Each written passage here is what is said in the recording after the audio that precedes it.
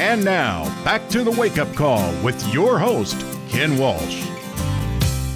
Welcome back to the Wake Up Call. I'm Andy, sitting in here with Ken Walsh this morning. If you have a question or a comment, feel free to call in at 664-1260. Again, that number is 664-1260. Ken, it seems as if that our guest this morning is talking about Fort Walton in history. Well, that's true. It's Gareth Stearns, who is a graduate of Choctaw, and but you do serve sort of a thing. This is kind of the 21st century version of museums. You know, you go into a museum, you look at the artifacts, and you learn about the history. We have several museums here. There's all kinds of museums in the city of Washington about the United States, about space and history, but this is a particular way of people who are new to the area to learn about the history of Fort Walton Beach. How do they find you, though? Well, we're on Facebook, and basically they can just search for Fort Walton Beach, and because we've grown so big, it's generally the first one that pops up. But if they want to get more specific, it's Fort Walton Beach, : 2 spaces, what we did. And we even have our own acronym because it's a little long, so we call ourselves FWBWWD. Okay. FWBWWD, what we did. Fort Walton Beach, what we did is a digital scrapbook. It's a memory repository of vintage photographs and advertisements and scans and pictures of long forgotten ephemera, such as cups and matchbooks and napkins that have old Fort Walton Beach businesses on them. And what we do is we post pictures of all of this content online, and people start to comment about it, and it creates its own story for each individual item. So as the group grows and grows and more members join up, every new member has the potential of bringing new old memories to it. And you'd be surprised at the amount of likes and comments and the story that can evolve over a simple picture of a Corn Dog 7 cup. A what? What? Corn Dog 7 was one of the original businesses that opened up in the food court at the Santa Rosa Mall when they had the first expansion in the mid-'80s.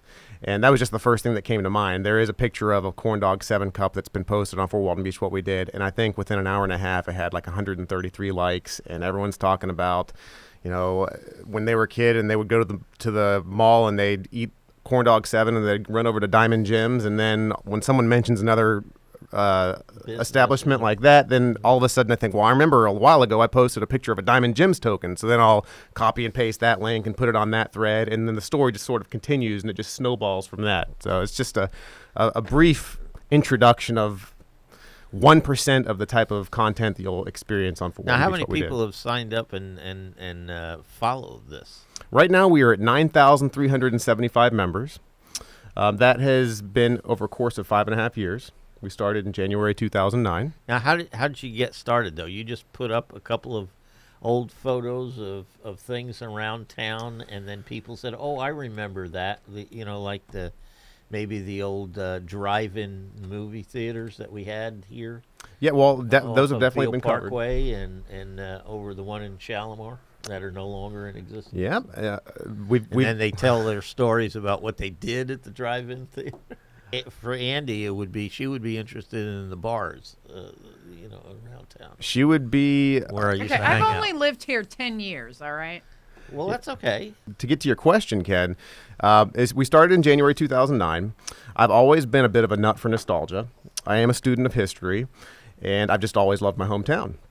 And I moved away from my hometown in 1996 after I graduated high school, go Choctaw, and I went to Florida State.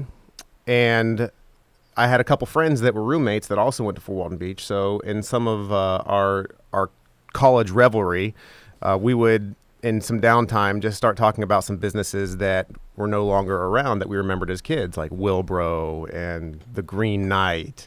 And Green Knight was a very popular place, and also a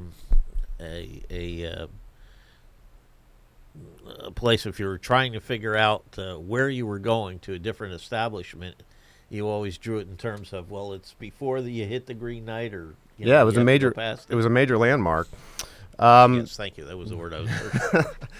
Well, basically, just to make a long story short, it kind of spiraled. Those conversations that I would have in college after I graduated college, MySpace. I don't know if many of you remember that, but that was the big thing for a little while in the early 2000s.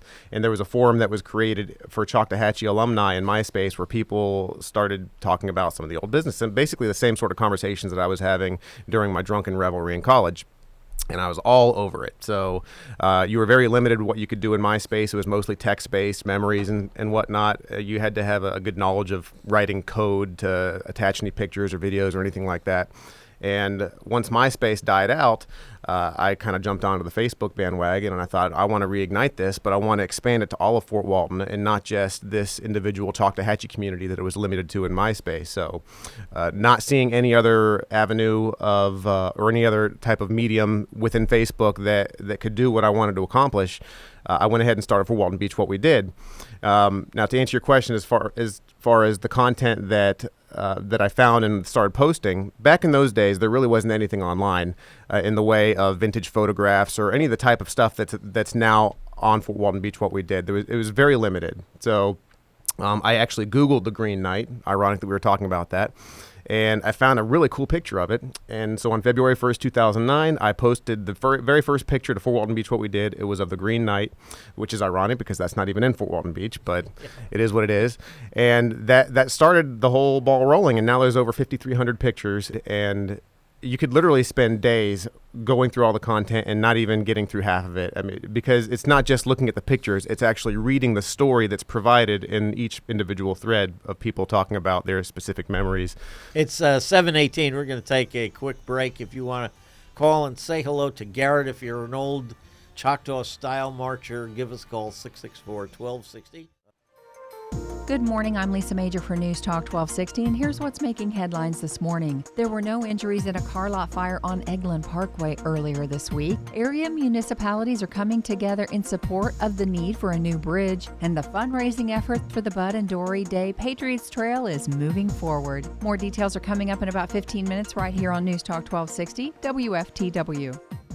We all have our own personal photo albums that are all collecting dust in a closet or an attic, and my goal was to have people dust off those old photo albums and find a random picture that they never would have thought of, that maybe in the background there's a sign of Hiram Nerdlingers or a billboard talking about Cool 105, one of the old radio stations in the neighborhood in Fort Walton Beach.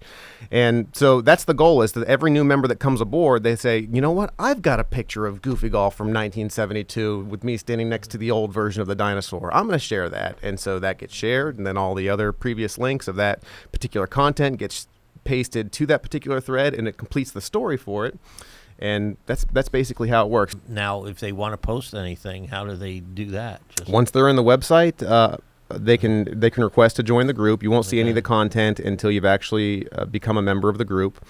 And once they're a member, they're free and clear and welcome to post anything that is group relevant. You know, once they take a look through some of the pictures that are on there, they might get the gist of what it is that we're looking for, whether it's an old photograph or even just an old matchbook that's got Sammy's on the Island on it, or the old Seagull restaurant.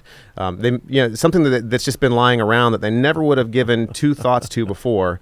And they think, well, this is the perfect place for it. We like to say that we like to put pieces of Fort Walton Beach history in their proper place, and we've kind of become the definitive online resource for the history of Fort Walton Beach, and that's something I'm very proud of. And basically, this is for people who have that psychological problem of being a hoarder. Because how many people would sit and take a picture of an old cup from a restaurant that went out of existence 20, 30 years ago, but they still have it sitting around the house? Yeah, you nailed it on the head. And, guilty. Well, I don't want to brag about my collection of old Fort Walton Beach stuff, but, I kind of see my wife's point every now and then. Let's put it that way. So you have this collection. Where do you keep it at your house? Oh, it's a little bit here, a little bit there. The funny thing is, not funny. It's actually impressive, and I'm honored. But people actually reach out to me on Facebook and give me their stuff. I've had people send me old Choctawhatchee High School yearbooks.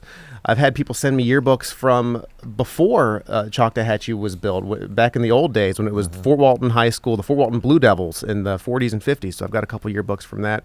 But yeah, every now and then I'll go to the mailbox, and all of a sudden I've got a packet full of old hotel brochures, or I had one gentleman give me 30 years worth of old Choctawhatchee and Fort Walton Beach High School football programs, and there's so much old advertising. That was a gold mine. I still haven't even finished sifting through all that stuff. So, yeah, to answer your question, it's everywhere. So you go through each one of those things and find the ads that were purchased by different businesses. Yeah, because exactly like you said, a lot of times, you're not going to find a picture of a very obscure business in Fort Walton Beach. That may be the only real example of proof that business was in existence. They advertised in one of the old yearbooks or football programs. Now, you've got a Goofy Golf T-shirt on. You're having an event today? Well, or is that just an informal get-together? Well, I do love Goofy Golf. What I'm going to be doing as soon as I leave here is I'm going to be shooting the very first ever perfect round of Goofy Golf. Okay. I am literally going to shoot a hole-in-one, a real hole-in-one on every single hole. Whether or not that takes place on the actual first shot, well, we'll leave that up to the internet to decide. But it's going to look that way once it's all up on YouTube. But yeah, I'm going to be heading to Goofy Golf right after this. So if anyone wants to come out and see this, loser in a big bright green Goofy Golf shirt acting the fool, you're more than welcome. Well, the Choctawhatchee High School soccer team used to play Goofy Golf before every game. That was one of their traditions over the years. So it's an institution in Fort Walton Beach. I respect it. So that's basically what you're doing, is you're documenting all of these places. Well, we've got to get out of here, but Garrett, it was good seeing you, and glad you stopped by for a visit, and we'll talk with you again. Check it out. It's Fort Walton Beach, What We Did.